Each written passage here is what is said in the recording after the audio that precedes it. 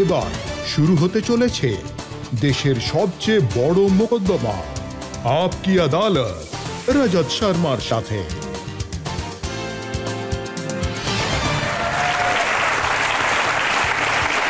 নমস্কার, আপকি আদালতে আপনাদের স্বাগত।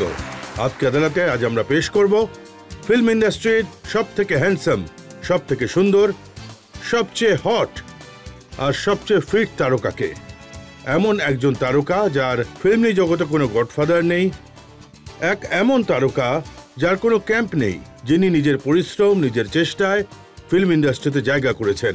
প্লিজ ওয়েলকাম ফিল্ম স্টার জন ইব্রাহিম।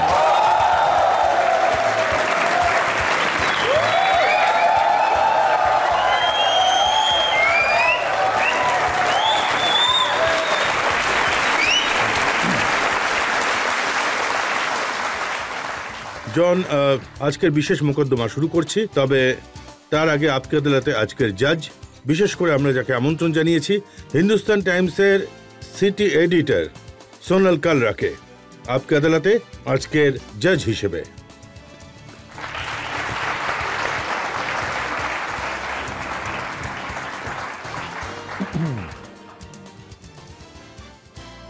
আপকি আদালতে আজকের মোকদ্দমা শুরু করব, তার আগে আজকের জাজের কাছে অনুমতি চাইব মামলা শুরু করার জন্য। অনুমতি দিলাম, আদালতের কার্যক্রম শুরু করা হোক। আপকি আদালতে প্রথম অভিযোগ জন ইব্রাহিমের বিরুদ্ধে। আপকি আদালতে ফিল্ম স্টার জন ইব্রাহিমের বিরুদ্ধে অভিযোগ রয়েছে যে উনি মিথ্যে কথা বলেন। জন, আজ আপনি মিথ্যা বলবেন না সত্যি বলবেন? আসলে আপনি ঠিকই জানতে পারবেন থ্রু দ্য শো। সত্যি, আমি সত্যিই বলবো, সত্যি। আমি শুনেছি যে ছোটবেলায় আপনার মা আপনাকে জিজ্ঞাসা করতো আপনি কোথায় আছেন, তো আপনি বলতেন যে আমি বন্ধুর বাড়িতে আছি, হোমওয়ার্ক করছি, কিন্তু আসলে আপনি কোনো মেয়ের সঙ্গে ঘুরে বেড়াতেন। আমি সবসময় জিমেই থাকতাম, আর জিমনেজিয়ামে আই ওয়াজ আ জিমন্যাস্ট, আর আমি একজন অ্যাথলিট ছিলাম 100-200 মিটার রেসে। আমি ক্লাসে কম থাকতাম আর বেশি থাকতাম জিমে আর অন দ্য ফিল্ড। তো ওখানে by chance if they were girls around, হয়তো ওদের সঙ্গে একটু ঘুরে আসতাম আর কি। হয়তো নট রেগুলারলি, বাট। কিন্তু কখনো ধরা পড়েছিলেন? হ্যাঁ, সবসময়। সেটা তো রেগুলারই ছিল আমার লাইফে, কারণ বাবা আমাকে ধরে ফেলতেন, মা, সবাই, টিচাররা। কোথায় ছিলে তুমি? আমি তো ক্লাসেই বসেছিলাম। কোথায় ছিলে? না, ক্লাসে তো তুমি ছিলে না। ফটাস করে এক থাপ্পড়, হ্যাঁ আমি ক্লাসে ছিলাম না। So I have learn the hard way. কিন্তু এটা কি ঠিক বাস্তব জীবনে আপনি একদম মামাস বয় টাইপের? কমপ্লিটলি। আমি মনে করি, আর আমাদের যত ইয়াংস্টার্স আছেন, আমি সবাইকে এটা বলতে চাইবো যে there is nothing more important than family. Family সব থেকে ইম্পর্টেন্ট জিনিস লাইফে। আর মম আর ড্যাডের মানে খেয়াল রাখার সব থেকে ইম্পর্টেন্ট একটা জিনিস। So just take care of your mom and dad. আর মামিজ বয় এই জন্যই, কারণ মা আমাকে খাইয়ে দেয়, আর মা হলেন একজন পার্সি, মানে জোরাস্ট্রিয়ান। তো উনি গুজরাতিতে বলেন যে আমি কাবুল এক্সপ্রেসের জন্য আফগানিস্তান গিয়েছিলাম, আর ওখানে আমার উপর তালেবানদের থ্রেট ছিল কি they want to kill me. আর ওখানে মা আমাকে ফোন করে জিজ্ঞেস করছেন, ভনু খাদু মানে তুই কি খাবার খেয়েছিস? তো আমি বলছি, মা আমি এখানে মরতে বসেছি, কিভাবে খাবো? So mothers just love feeding, আর আমি খেতে খুবই ভালোবাসি। I love eating my food. আপনার বেশিরভাগ যেসব ফিল্ম হিট হয়েছে, হ্যাঁ, গরম মশালা, ধুম, দোস্তানা, এইসব নিউ ইয়র্ক, ভালো ফিল্ম, ভালো অ্যাক্টিং করেছেন, কিন্তু এগুলো সব মাল্টি স্টারার ছিল। হ্যাঁ, মানে বাকি স্টারদের ওপর ডিপেন্ডেন্স ছিল। ঠিক। তো আপনার কখনো মনে হয়নি যে জন আব্রাহামের অ্যাক্টর হিসেবে সোলো ফিল্ম করা উচিত? নিজের দেখুন, জিসম যেটা আমার প্রথম ফিল্ম ছিল, সেটাও কিন্তু একটা সোলো ফিল্ম ছিল, কিন্তু that also worked because of Bipasha Basu. কারণ বিপাশার সময় বড় স্টার ছিল ওই সময়, and it worked because of her. কিন্তু এর মানে এই নয় যে আমি শুধু কমার্শিয়াল পিকচার্স করতে থাকবো।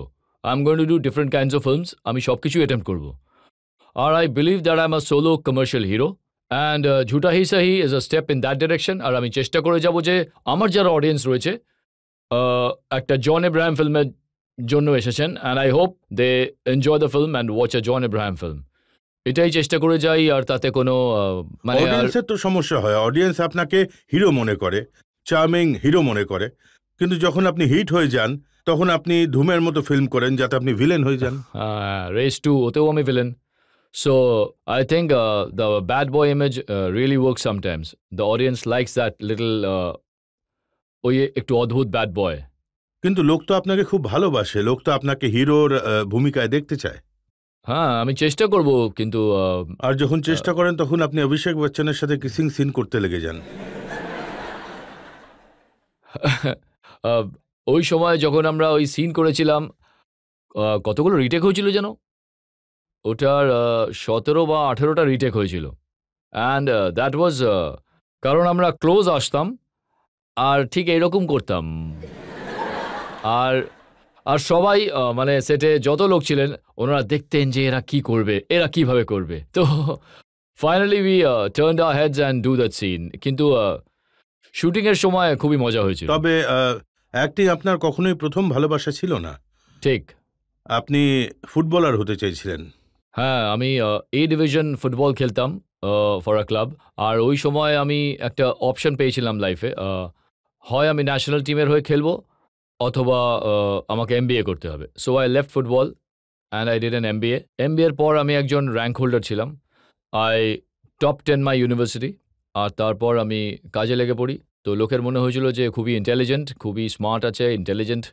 কিন্তু যখনই আমি মডেলিং শুরু করি, then I realise how models are treated. মানে গর্ধব, they are treated like duffers, they are dumb. তো এটা আমার কাছে একটা ঝটকা ছিল, মানে আরে এরকমভাবে ট্রিট কেন করে লোকে। Mean we have studied, educated আমরা, কিন্তু একজন মেল মডেলের একটা ইমেজ থাকে, only good looks, only body, আর কিছুই নয়। এই যে আপনি সেক্সির কথা বলছিলেন, আমার মতে I think what is really sexy about a guy or a girl is that is knowledgeable, you know. কারণ লুকস আজ রয়েছে, কাল থাকবে না, you know, it's all transition. So কিন্তু আপনার যে এই ইমেজ তৈরি হয়েছে সেটা আপনার লুকসের কারণেই তৈরি হয়েছে। আর এটা হয়তো জনগণ আজকে জানতে পারলো যে আপনি শিক্ষিতও বটে। এইসব নিয়ে কিছু অভিযোগও আছে আমার কাছে। আমরা একটা ব্রেক নিয়ে নেব, আর ব্রেকের পর আপকে আদালতে জন ইব্রাহিমের ওপর জনগণের মোকদ্দমার আরো এক পর্ব। 5 জন মেয়ে যদি ভেতরে হাত ঢোকায়, তার মানে 10 হ্যান্ডস ইনসাইড। তো আমি যদি একটু নড়াচড়া করি হয়তো দে উড স্ক্র্যাচ। তো আমি এইভাবেই দাঁড়িয়ে থাকি যতক্ষণ ওদের যা কিছু অ্যাবস ফিল করার থাকে সেটা ফিল করুক, করতে থাকুক, কি আর বলবো। মানে আর কি। Welcome back. আপকে আদালতে আজ আমরা মোকদ্দমা চালাচ্ছি ফিল্ম স্টার জন ইব্রাহিমের ওপর। আপকে আদালতে পরের অভিযোগ। আপকি আদালতে ফিল্ম স্টার জন ইব্রাহিমের বিরুদ্ধে অভিযোগ রয়েছে যে উনি নিজের বডি নিয়ে ভীষণ রকম আত্মমগ্ন। জন, আপনি বলেছিলেন যে আপনি খুবই শিক্ষিত, আপনি টপ করেছিলেন। এটা প্রথমবার জানতে পারলাম, কারণ এখনো অবধি এটাই জানতাম যে জন ইব্রাহিম মানেই sexy looks, best body, fittest star. আর কিছু লোক তো এটাও বলে যে জন ইব্রাহিম শুধু দেখানোর জিনিস। আসলে ওটা তো দোস্তানাতে জানি না কি, তবে দ্যার ইজ আ কনস্ট্যান্ট যে এটা আমি বডিতে বেশি মনোযোগ দিই, কিন্তু আমি মনে করি যে cinema is a visual medium. আর যদি আপনার বডি ভালো হয়, আপনি যদি ফিট থাকেন, তো তাতে কোনো খারাপ ব্যাপার নেই। I think it's important for you to be fit. আর এতে আমাদের যারা অডিয়েন্স রয়েছেন ওনাদের একটা অনুপ্রেরণা আসে যে you know you can work out, you can be fit. তো এতে তো খারাপ কিছু দেখি না। আপনার বডি দেখে হয়তো মানুষ অনুপ্রেরণা পান, কিন্তু আপনি কার থেকে অনুপ্রেরণা পেয়েছিলেন? আমাদের দেশে, হিন্দুস্তানে, I think 90% of kids have gone to the gym because of Salman Khan. উনি একজন আইডল ছিলেন সবার জন্য। আমার আইডল একজন ছিলেন, উনি সিলভেস্টার স্ট্যালোন ছিলেন, কারণ ওই সময় আমি রকি দেখেছিলাম। আর রকি দেখার পর আমার মনে হয়েছিল যে this guy has a great body, আর আমারও এরকম একটা বডি চাই। ওই বডি একটু বেশি ছিল, কিন্তু I said I want to work towards that kind of a body. কারণ আমাদের ইন্ডাস্ট্রিতে আমি একটাও প্রোটোটাইপ পাইনি যিনি ওই সময় ঠিকঠাক পোশাক পরেন, jeans, T shirt, you know, there was no proper style icon with a good body.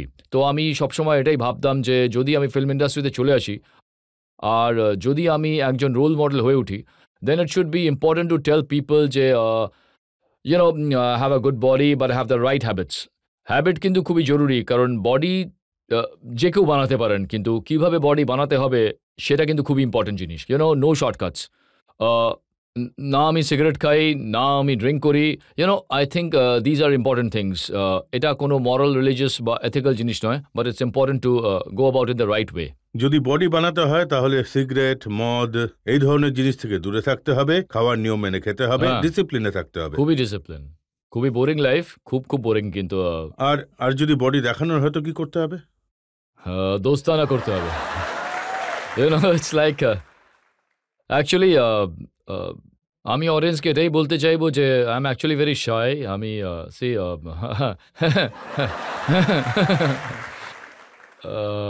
দোস্তানাতে যখনই ওই একটা শট ছিল, প্রথমে একটু শাইয়ের কথা বলেনি, আপনি বলেছিলেন না ভেরি শাই। হ্যাঁ আমি খুবই শাই, কারণ আমরা দেখেছি যে সলমান খান তো শুধু শার্ট খোলেন, আপনি তো প্যান্টটাও খুলে ফেলেন।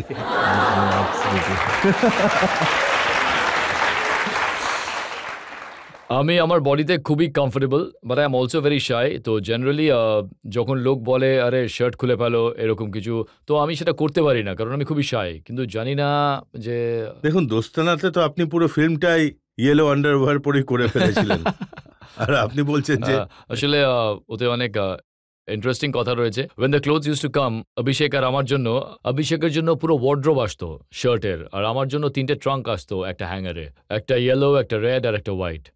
আর আমি আফটার আ টাইম আমি হাঁপিয়ে উঠতাম, আমি চিন্তা করে করে হাঁপিয়ে উঠতাম। আমি বলতাম কিছু পড়াও আমাকে please please please.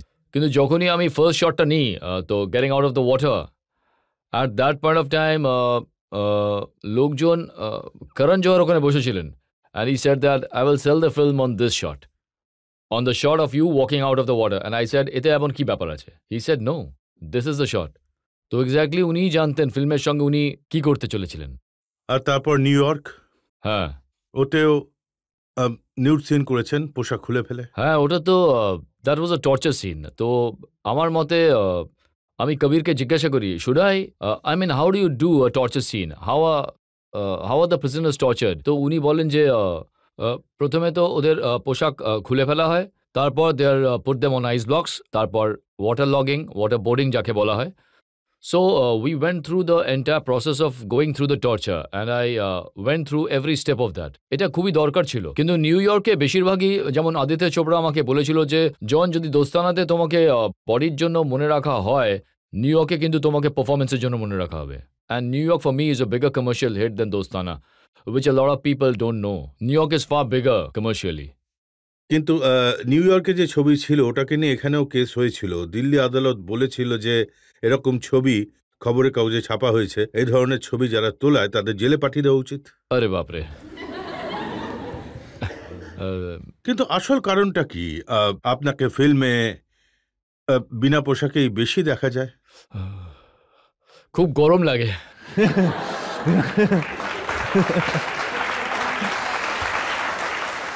I think একটা ইমেজ তৈরি হয়ে যায় যে his body, কিন্তু আমি I don't want to be apologetic about the body. আমি apologetic নই যে আরে আমি কি করছি, সরি এইসব। কিন্তু যতটা সম্ভব আমি এই জিনিসটাতে কনসেন্ট্রেট করি যে অডিয়েন্সদের এন্টারটেইন করি, আর পারফরমেন্স আমি ভালো করি। তো পোশাক খুলে এন্টারটেইন করবেন? ঝুটা হি সাহিতে একটা সিন আছে যেখানে আমি শাওয়ার থেকে বেরিয়ে আসছি, আর আব্বাস টায়ারওয়ালা একদম সাইকি হয়ে যান, বলেন যে আরে না, মাসলস যেন দেখা না যায়। তো যে সোপ ফ্রথ হয়, তার যে ফোম থাকে actually, he went and he cover the muscle like that, পুরো কভার করে দেন। হি সেড আরে ওখানে অ্যাপ দেখা যাচ্ছে, ওটা কভার করো। So we cover the entire thing. তো কনসেন্ট্রেশন এটাই থাকে যে আই ডু গুড ফিল্ম। এটা আমি মানতে পারি যে ভালো ফিল্ম রয়েছে, ডাইরেক্টরের ডিমান্ড থাকে, উনি আপনাকে এইরকম রোল দেবেন, একটা ইমেজ তৈরি হয়ে গেছে। কিন্তু যখন আপনি ফটোশ্যুট করেন, আপনার কিছু ছবিও আছে আমার কাছে। এটা দোস্তানার ফটোশ্যুট। আচ্ছা, আর এটা আবার কার ফটোশ্যুট? এক সেকেন্ড, এটা জন আব্রাহামের? না, এটা তো অভিষেক বচ্চনের বডি। আচ্ছা, এটা ভালো।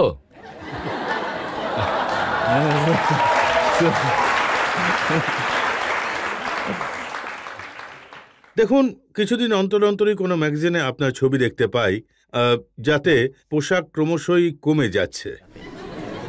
আমি লাইফে সব কিছু করেছি রাজতজি। I have done everything that I was supposed to do as a model. আর ফিল্মের ক্ষেত্রে আমার মনে হয় যে এটা একটা লিমিট পর্যন্ত পৌঁছে গেছে। I think Dostana is the limit now. এর থেকে বেশি হলে তো it will be more the kind of films now. Lehenga পরেও আপনি ওয়াক করেছেন। হ্যাঁ হ্যাঁ, it was meant for a female model, কিন্তু আমাকে ওই লেহেঙ্গা পরিয়ে দেয়। And I actually walked in a lehenga to the edge of the ramp. আর সামনে যে অডিয়েন্স ছিল, যেমন এখানে লোকজন বসে রয়েছে, they looked first, they clap, তারপর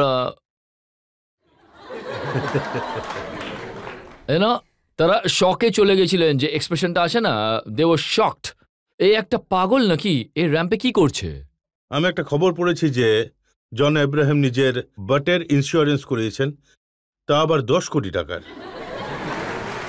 ডেফিনেটলি ইন্স্যুরেন্সের ফিলার্স অবশ্যই আসে, way they've spoken about insuring, কিন্তু ভারতবর্ষে এমনটা হয় না যে you can insure body parts, এমনটা হয় না।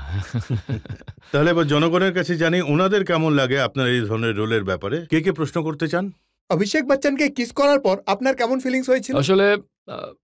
আসলে একটু পোকি, কারণ ওনার অনেক বেশি মানে স্টাবল রয়েছে। তবে রিয়েল লাইফে আমরা কিন্তু কখনো কিস করিনি, জাস্ট টেলিং ইউ দ্যাট। আপনি বলছেন যে ওটা দেখানো হয়েছিল, আসলে কিন্তু কিস ছিল? আসলে ওটা কিস ছিল না। To kill the fun, it is not a real kiss, কারণ আই থিঙ্ক এর জন্য অনেক গাটস এর দরকার, আর সাবজেক্টও ওই রকম। কিন্তু আপনাকে তো গে আইকনও বলা হয়। আসলে আমার কাছে I honestly think it's a nice thing, it's not a bad thing, কারণ যদি একটা গে সোসাইটি থাকে আর তারা পছন্দ করে, I think there is nothing wrong with it, আর আমি তাদের ফিলিংসটা রেসপেক্ট করি, so I think it's absolutely okay. যখন আপনি ভিড়ের মধ্যে যান, তো আমি শুনেছি যে সেখানে মেয়েরাও আপনাকে এমন ভাবে ট্রিট করে যেন। আসলে এরকম প্রায়ই হয়, কারণ I think girls are very brave now, ছেলেদের থেকে মেয়েরা বেশি। I think girls are very strong and brave, and যখন ওরা হাক করতে আসে, অনেক সময় the hand goes inside, T শার্টের ভিতরে ঢুকে যায় হাত, আর যখন 5টা মেয়ে মিলে হাত ঢোকায় ভেতরে, তো ইটস 10 হ্যান্ডস ইনসাইড। তো আমি যদি নড়াচড়া করি তো হয়তো দে উড স্ক্র্যাচ, তো আমি এমনি চুপচাপ দাঁড়িয়ে থাকি, ওদের যা কিছু অ্যাবস, যা কিছু ফিল করার থাকে ফিল করুক, চলতে থাক। কিন্তু আমায় স্ক্র্যাচ করো না। তো ইটস সুইট, হ্যাঁ, কিন্তু আমার ভালো লাগে, ইটস সুইট। এসব আপনার খুব ভালো লাগে? ভালো লাগে মানে ওদের ফিলিংস খুব ভালো লাগে, কিন্তু আচ্ছা, হাত যখন ভেতরে ঢুকিয়ে দেয়, ইটস লিটল। এখন এমনও হয় যে, কারণ এই যে রিসেন্টলি বাটের ব্যাপারটা এলো, তো আমি যখনই ফ্লাইটে করে ট্রাভেল করি, তো এয়ার হোস্টেসেস, স্টিওয়ার্ডস, যে কোনো লোক যখন ফটোগ্রাফ তুলতে আবদার করে, তো I go in the alley, তাদের সঙ্গে ফটো তুলি। যখনই পাবলিক ফটো তুলতে চাই, নেভার সেড নো, পাবলিককে আমি কখনো না বলি না, সবার সঙ্গে ফটো তুলি। তো আগে হাত এখানে রাখতো, এখন এখানে রাখে, এইভাবে। তো ইটস স্ট্রেঞ্জ। কিন্তু এটা কি সত্যি যে প্লেনে বসলেই আপনি ঘুমিয়ে পড়েন? হ্যাঁ, মুখ খুলে এইভাবে। আর যখনই আমি উঠি, then I see the crew members এরকম করতে থাকে, কারণ আমার এখানে পুরো ব্লকেজ আছে নাকে। I have got a 90% block across both sides, তো I breathe through my mouth, তো মুখ খুলে এইভাবে। It's a very funny side, dead body. যখন একসঙ্গে ফিল্ম দেখতে যান, তো ওখানে গিয়েও ঘুমিয়ে পড়েন? হ্যাঁ, সব সময় 90% ফিল্ম দেখতে গেলে ফিল্মের শুরুতেই আমি এইভাবে বসি, আর খেতে আমাকে হবেই, তাই আমি পপকর্ন বা কর্ন যা কিছু একটা নিয়ে নিই, একটু খেয়ে নিই, আর তারপর যখনই ফিল্ম শুরু হয় আমি এইভাবে শুয়ে পড়ি, আর শেষে আমি কি হলো ফিল্মে। আর বাইরে বেরিয়েই বন্ধুরা যখন জিজ্ঞেস করে কেমন লাগলো film, I say super hit, কি ফিল্ম ছিল, আউটস্ট্যান্ডিং, এরকম ফিল্ম তো আমি। স্যার, একটা প্রশ্নের উত্তর দিন। বলা হয় মানুষ কখনো প্রথম প্রেম কখনো ভুলে যান না আর কি, তো এখনো কি বিপাশা আপনার মনের মধ্যে রয়েছেন?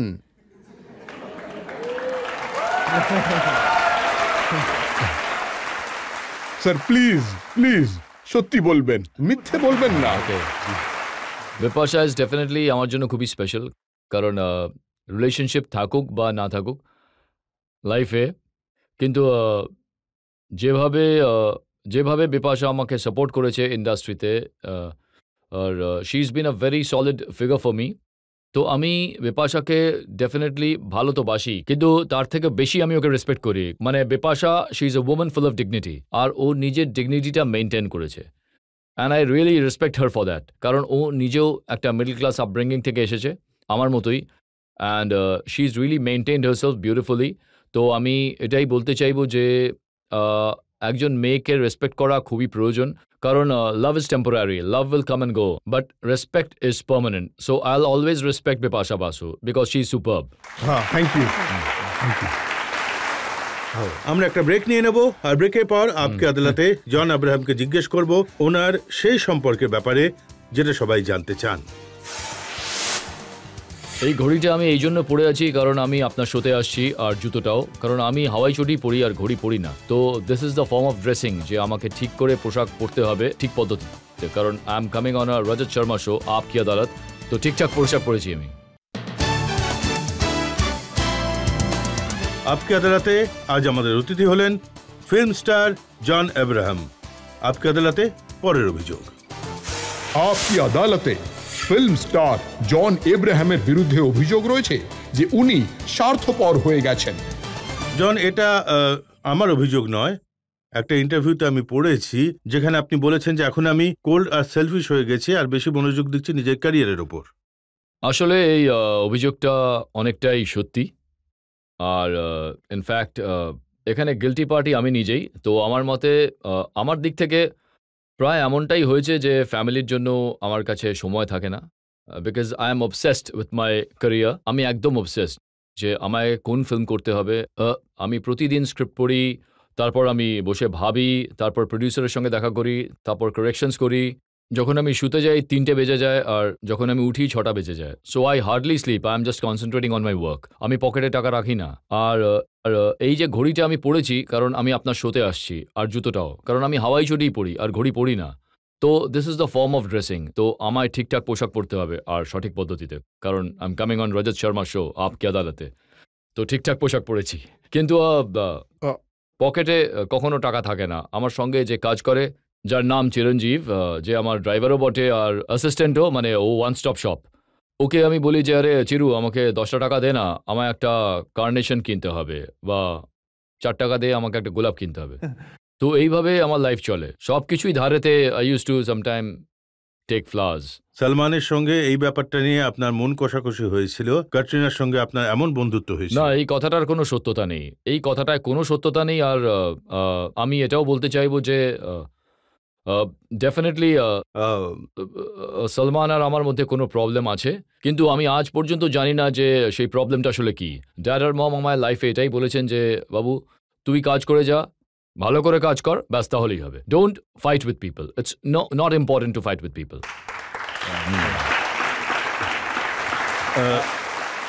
সলমান খান যখন আপকে আদালতে এসেছিলেন তো আপনার কথা বলেছিলেন। আচ্ছা, উনি বলেছিলেন যে জন আব্রাহাম ক্যাটরিনাকে একটা ফিল্ম থেকে সরিয়ে দিয়েছিল। আচ্ছা। আর তারপরই এই ঝগড়া শুরু হয়। আসলে ওটা মনে আছে। I think it's a part of the reason. ওই ফিল্মটার নাম ছিল সায়া। আর সায়া যখন আমরা শ্যুট করছিলাম, জিসম রিলিজ হয়নি। আই ওয়াজ নিউ কামার। আর আজকের ডেটে ওই সময়তেও ডেফিনেটলি ওই সময়ে আমি এটা কখনো রেকমেন্ড করি না আমার ডিরেক্টরকে, আমার প্রডিউসারকে, যে হিরোইনকে সরিয়ে দিন, হিরোইনকে নিয়ে আসুন ফিল্মে। I didn't even know what was happening. আমি নিজের ব্যাপারেই ভাবছিলাম, আমি নিজেকে কিভাবে হ্যান্ডেল করব। আপনি বলছেন যে সেই সময় আপনার এত ক্ষমতা ছিল না। আর আজ যখন কিছুটা ক্ষমতা রয়েছে, আমি এই কাজ করি না। আমি কোনো হিরোইনকে রেকমেন্ড করি না, বা কোনো হিরোইনকে আমার ফিল্ম থেকে বের করে দিই না। I don't do this as a principal, follow my director. তো ওই সময় এমন হয়েছিল যে ক্যাটরিনা একটা শর্টে ছিল, আর তারপর আমি পরের দিন যখন সেটে গেলাম, she was not there. So I asked the producer and the director যে ওই যে মেয়েটা ছিল, ওয়ে শি গন? তো ওনারা বলেন যে ওকে রিপ্লেস করা হয়েছে। নাও এখন আপনার যে লাস্ট এপিসোড হয়েছিল তাতে আমি জানতে পারলাম যে that's one of the reason. তো আমি শুনে অ্যাকচুয়ালি শকড হয়ে পড়ি যে আরে এই জন্য হয়েছিল, আরে না ওই জন্য হয়েছিল, না এই জন্য হয়েছিল, because I don't know even the reason. তো I think that's completely untrue. আমি কাউকে কখনো রেকমেন্ড করি না, আর ডেফিনেটলি আমি সবাইকে রেসপেক্ট করি, and I don't think it you can play with someone's career. তো আমি কাউকে ফিল্ম থেকে সরিয়ে দেবো না, that is for sure. I think you have to be very sensitive, কারণ যেভাবে আমি এই ইন্ডাস্ট্রিতে এসেছি, তো আমি ক্যাটরিনাকে বা যে কোনো কাউকে রেসপেক্ট করি, কারণ তারা যে স্ট্রাগল করেছে এত দূর আসার জন্য, সেটা কিন্তু একেবারেই সহজ নয়। It's very difficult. আর যদি কোনো হিরো বলে আমার এই হিরোইনকে চাই, আমার ওই হিরোইনকে চাই না, I don't think it's done. It's not fair. Salman এটাও বলেছিল যখন নিউ ইয়র্কে ওনার সঙ্গে কাজ করার ছিল তখন ক্যাটরিনা অনেক বড় স্টার হয়ে উঠেছিলেন, আর সলমান বলেছিলেন যে উনি আর ক্যাটরিনা মিলে ঠিক করেন যে হ্যাঁ এতে জনকে কাজ করতে দেবেন। থ্যাংক ইউ না, ক্যাটরিনা ইজ ডেফিনেটলি ক্যাটরিনা অনেক বড় একজন star and I wish her all the best. আর আমি ওনাকে ধন্যবাদ জানাতে চাইবো যে ওনার জন্য আমি কবির খান আর সবাই একটা হিট পেয়েছি। Thank you so much. Thank you. কিন্তু এটা আমি বুঝতে পারি না যে আপনি যে হিরোইনের সঙ্গেই কাজ করেন, সেটা ক্যাটরিনা হোক, বিদ্যা বালান হোক, তার সঙ্গেই আপনাকে নিয়ে গল্প তৈরি হয়ে যায়। আসলে জানি না যে এটা ফিল্মের পাবলিসিটির জন্য করে নাকি, আমি ঠিক জানি না, কিন্তু I don't know, there always been a rumour with every heroine. শোনা যায় যে প্রথম ফিল্ম থেকে আপনি চক্কর চালাতে শুরু করেছিলেন, আর তারপর প্রতিটা ফিল্মেই নতুন চক্কর। প্রথম ফিল্মে অবশ্যই আমি চালিয়েছিলাম একটা সলিড চক্কর, কিন্তু তারপর আর কখনোই নয়, just bin concentrating on work. আমার শুধু কাজের সঙ্গে সম্পর্ক, আমার শুধু কাজ করতে হবে। হিরোইন যেই হোক না কেন কাজ করে যেতে হবে। ক্যাটরিনা, বিদ্যা ক্যাটরিনা যেই হোক, হিরোইন যেই হোক না কেন, আমার কিছু যায় আসে না। আর মাঝে হিরো চলে আসে।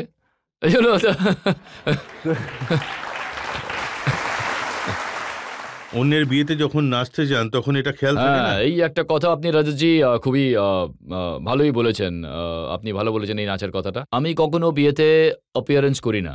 জানি না, প্রিন্সিপালি আমার মনে এটা থাকে যে আমার এই সমস্ত কোনো কাজ করা উচিত নয়। I don't dance at weddings. আমি ফাংশনেও যাই না, আর যে সমস্ত ফাংশনে আমি যাই সেগুলো সবই এনজিও ফাংশন, মানে নন প্রফিট অর্গানাইজেশন। তো আমার যারা এজেন্ট রয়েছেন তারা বলেন যে আরে তুমি তো টাকাও কামাও না ভাই, না তুমি নাচো, না তুমি ফিল্ম অ্যাওয়ার্ড ফাংশনে যাও, তুমি বিয়েতেও নাচো না, তাহলে তুমি করোটা কি? তো আমি বলি যে আমার মেইন কাজ হলো ফিল্ম করা and go for charitable functions, ব্যাস। তো যদি কলেজ স্টুডেন্টরা আমায় ডাকে তখন আমি যাই কলেজ ফাংশনে, কারণ কলেজ স্টুডেন্টদেরকে আমি খুবই পছন্দ করি, কারণ ওদের যে চিন্তাভাবনা সেটা খুবই প্রোগ্রেসিভ হয়। আর মম works for a Make-A-Wish Foundation, that a cancer thing. তো যখনই Make-A-Wish-এ যেটা হয়ে থাকে, একজন ক্যান্সার আক্রান্ত বাচ্চার একটা ইচ্ছে থাকে যে he wants to meet the star বা দিস অ্যাক্ট্রেস অর সামওয়ান, আর যখন কাউকে পাওয়া যায় না তখন আমি ডেভেলপ করে চলে যাই। তো মম কলস মি সেইং, আরে জন আজকে এ আসবে না, অ্যাক্টর আসবে না, তুই চলে আয়। তো আমি চলে যাই ছবি তোলার জন্য, because I like doing that. আর সপ্তাহে অন্তত 3 দিন আমরা 200 থেকে 300 কুকুরকে রাস্তাতে খাবার খাওয়াই, আর সেটা মায়ের একটা অভ্যেস, এখনো সেটা যায়নি। 25 বছর ধরে একই জিনিস করছেন। আমি বিয়েতে কমার্শিয়ালি যাওয়ার কথা বলছি না, কিন্তু আচ্ছা, আমি বলছি যে যখন আপনি ধোনির বিয়েতে গিয়েছিলেন, হ্যাঁ ওখানে আমি খুব নেচেছি, খুব মজা করেছিলাম। তবে ধোনি তো নিউজ চ্যানেলকে অ্যালাউ করেননি, কিন্তু খবর পাওয়া গেছে যে সবচেয়ে বেশি যদি কেউ আনন্দে নেচে থাকে সেটা হলেন জন আব্রাহাম।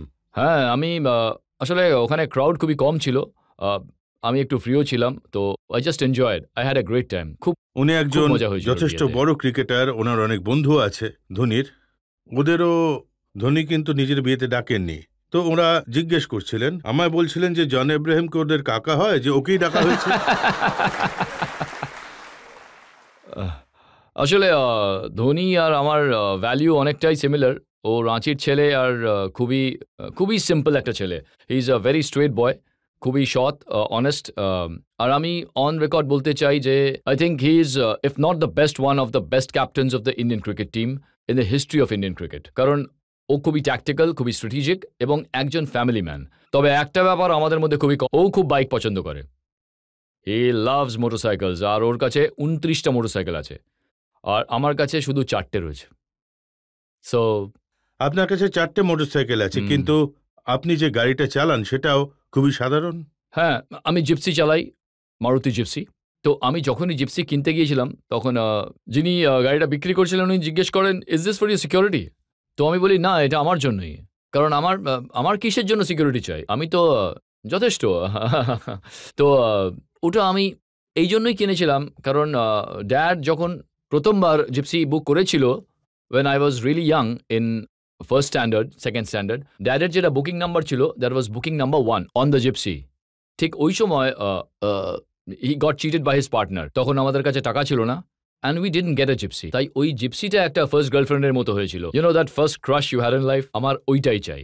তো এখানে যত গাড়ি রয়েছে আর কি, যেমন I love your car, it's beautiful, you know, কিন্তু আমার গাড়ি খুবই বেসিক। একটু কোমর ব্যথা হয় ঠিকই, তবে ইটস নাইস, একটু রাফ ফিল হয় আর কি। আপনি মনে করেন যে আপনি বেশি টাইম দিতে পারেন না নিজের ফ্রেন্ডস বা ফ্যামিলিকে, তো তার জন্য আপনি কোনো স্টেপস নেন, লাইক কোনো একটা উইকেন্ডে ওনাদের সঙ্গে স্পেন্ড করলেন বা? এখন আমি ড্যাড মমকে বাইরে নিয়ে যাই ডিনারের জন্য, লাঞ্চের জন্য, চেষ্টা করি আর কি। কিন্তু আমার প্যারেন্টস এত সিম্পল মাইন্ডেড যে আমি ড্যাডকে একটা গাড়ি কিনে দিই বার্থডের জন্য। I gave him a Honda civic. কিন্তু এখনও ড্যাড বাসে যাতায়াত করেন, মম ট্রেনে যাতায়াত করেন, আর ভাই অটোরিকশা করে যায়। আর আমিও বেশিরভাগ সময় যখন জিমে যাই, আশপাশে যাই, আই টেক অটোরিকশা। তো আমরা খুবই বেসিক ভাবেই ট্রাভেল করি, কারণ আমাদের যে লাইফস্টাইল সেটা আমরা চেঞ্জ করতে চাই না। তো আগে ঠিক যেরকম আমরা ফ্যামিলি হিসেবে ছিলাম, we want to still live that way. এমন নয় যে আমরা একটু বেশি টাকা রোজগার করেছি তাহলে এইভাবে আমাদের বাঁচতে হবে।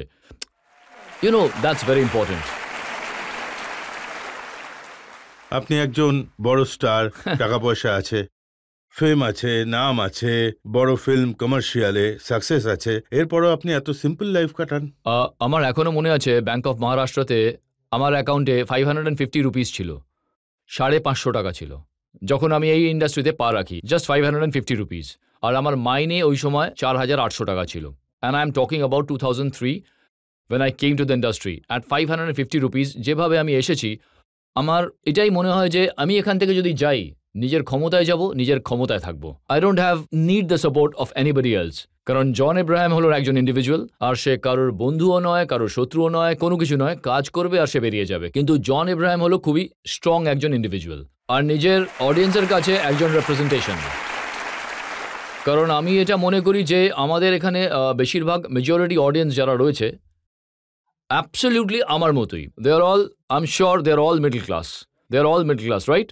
আর আমার মতে যদি আমি একটা মিডল ক্লাস হাউস হোল্ড থেকে এই জায়গা পর্যন্ত আসতে পারি, আমার মনে হয় যে কেউ এটা করতে পারেন। Because I am sure all the boys and girls must be thinking যে যদি জন এব্রাহাম করতে পারে তাহলে আমরাও করতে পারবো। তো I think I want to be that vision for my audience. তো দ্যাট ইজ মাই রিপ্রেজেন্টেশন।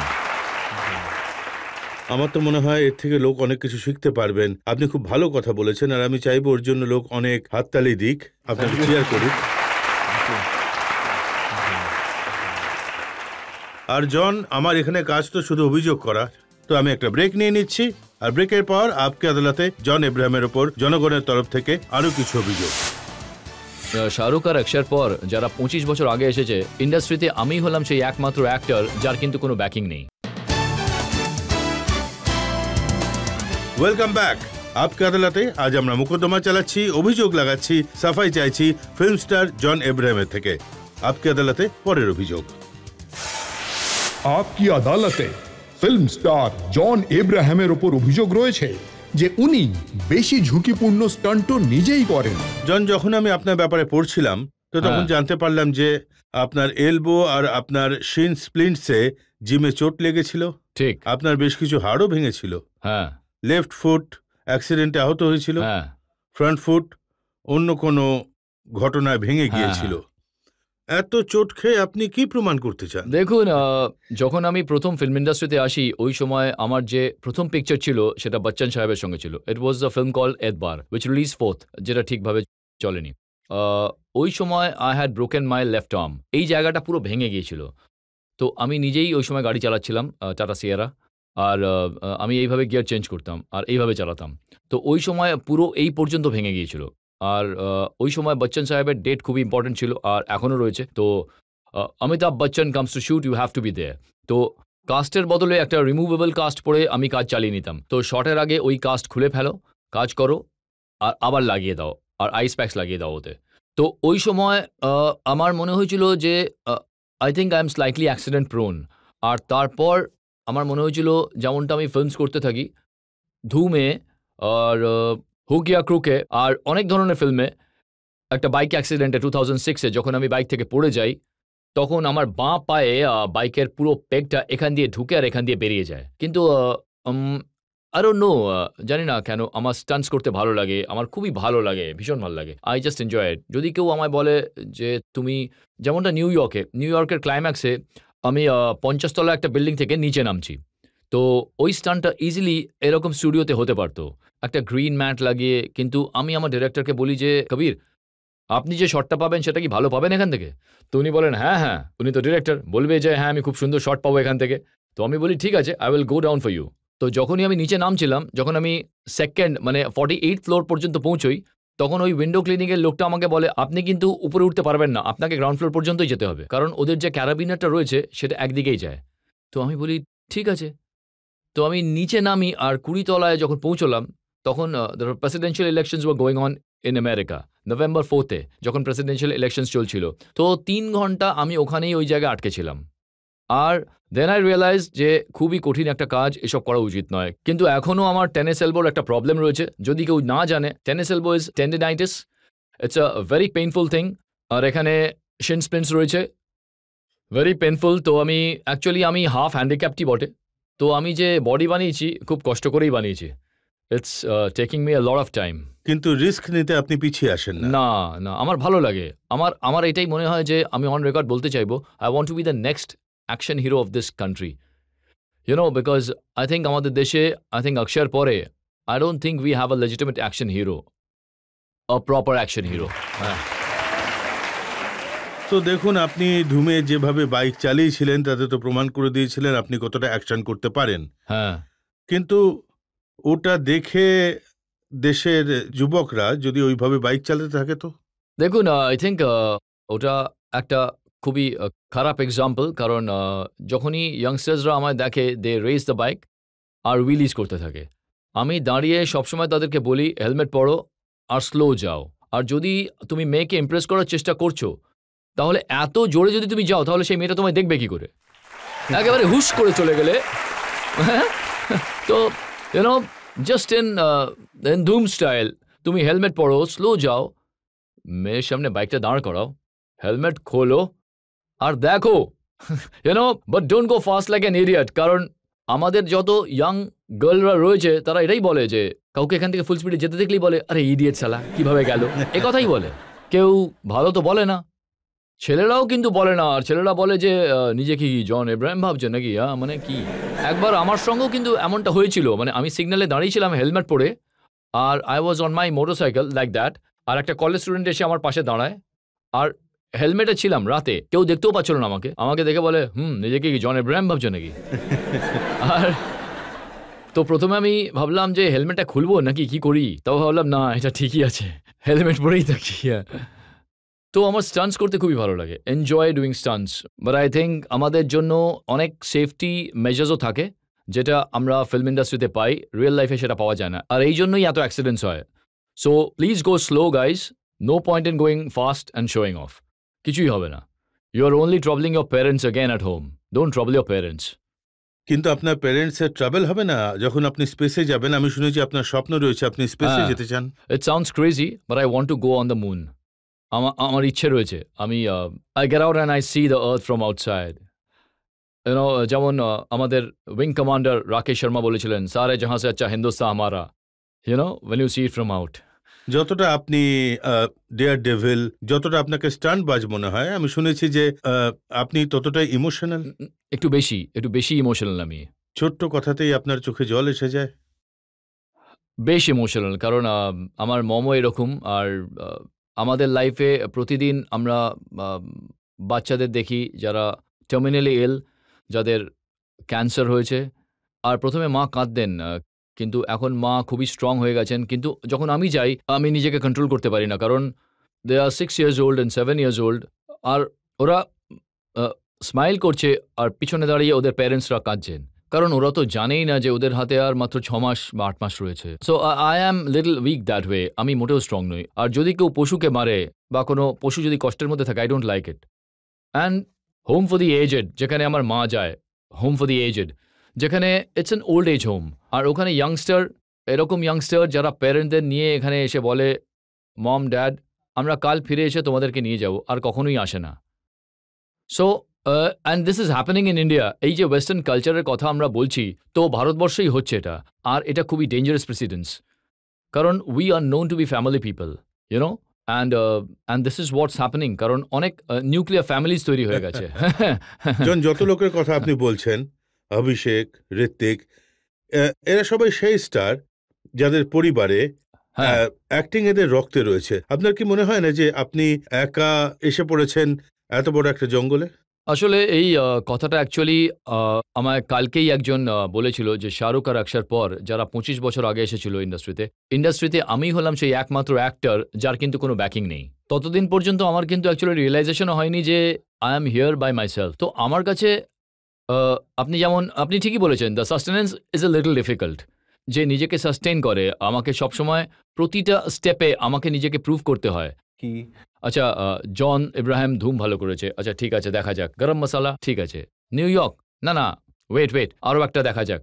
প্রতিটা স্টেপে আমাকে প্রুভ করতে হয়, কিন্তু তাতে একটা মজার ব্যাপার আছে, ইটস গুড ফান। আমার তো মনে হয় বাকিদের সঙ্গে হয়তো তাদের পরিবার থাকবে, গডফাদার থাকবে, কিন্তু আপনার সঙ্গে এই দেশের জনগণ রয়েছে। অ্যাবসলিউটলি, আমি সবসময় এটাই মনে করি। Thank you. আমি এটাই মনে করি যে the audience is my godfather, কারণ ইটস আনবিলিভেবল যে সাপোর্ট আমি অডিয়েন্সের থেকে পাই। It's outstanding. It's like salute you guys, thank you so much guys, superb, thank you. John, আপনি প্রতিটা প্রশ্নের খোলাখুলি এবং খুবই খোলামেলা উত্তর দিয়েছেন। আমরা একটা ব্রেক নিয়ে নেব, আর ব্রেকের পর আপকে আদালতে শুনবো আজকের জাজের রায়।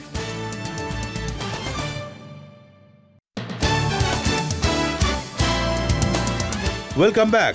আপকে আদালতে আজ আমরা জনতার তরফ থেকে মোকদ্দমা চালালাম ফিল্ম স্টার জন আব্রাহামের ওপর।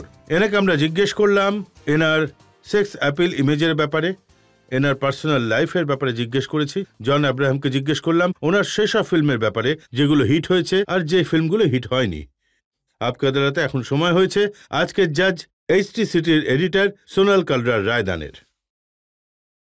আদালত মনে করে যে জন যেরকম বুদ্ধিমত্তার সঙ্গে প্রশ্নের উত্তর দিয়েছে তা সত্যি প্রশংসার যোগ্য। কিছু জিনিস থেকে আপনি চালাকি করে বেঁচে গেছেন, কিন্তু বাকি সব কথাতেই আপনি খোলা মনের উত্তর দিয়েছেন। এই জন্য অভিযোগ থেকে আপনাকে মুক্তি দেওয়া হচ্ছে। আর জন আব্রাহাম, আপনি খুব ভালো কথা বলেছেন, লোকজনকে বলেছেন কিভাবে প্যারেন্টসের খেয়াল রাখা দরকার, আর আপনি এও বলেছেন কিভাবে তাদের নিজেদের বডির খেয়াল রাখা উচিত। আপকে আদালতে জন আব্রাহামের ওপর এই মোকদ্দমার ওপর আমাদের শুভকামনা রইল যে ওনার আগামী ফিল্মগুলো সফল হোক, আরো বড় স্টার হন, আরো ভালো কাজ করতে যেতে পারেন, বেশি চ্যারিটি করতে পারেন, আরো মানুষকে সাহায্য করতে পারেন। আর সবচেয়ে বড় কথা হলো জন আব্রাহাম আগামী প্রজন্মকে এন্টারটেইন করতে থাকেন, নিজের স্টারডামকে আরো এগিয়ে নিয়ে যান। আজকের শো এখানে শেষ করছি। আগামী সপ্তাহে আবার আপনাদের সঙ্গে দেখা হবে আপকে আদালতের নতুন ব্যক্তিত্বের সাথে। ততক্ষণের জন্য নমস্কার।